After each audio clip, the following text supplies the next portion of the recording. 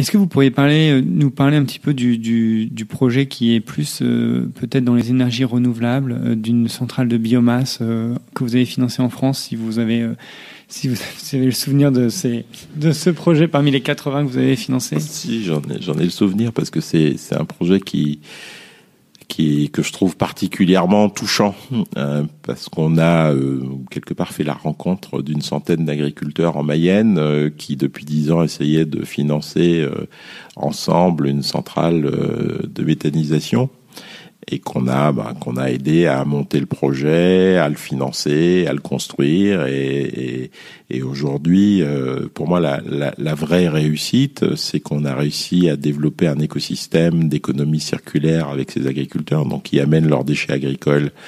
Ce sont des éleveurs avec grosso modo 70-80 têtes par exploitation. Ils amènent leurs déchets.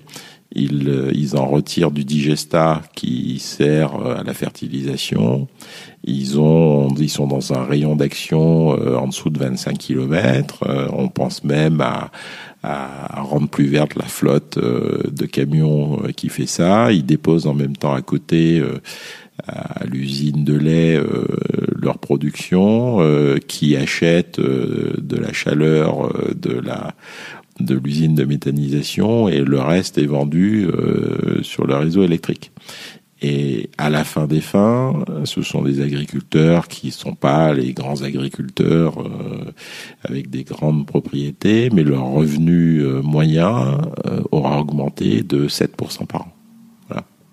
Et donc ça, c'est les vrais projets à impact où on voit tout de suite l'impact de ce qu'on peut faire. Mais on a dans la même veine un projet avec EDF en Côte d'Ivoire qui s'appelle BioVA, qui est aussi de la biomasse, où on prend de la biomasse chez les planteurs.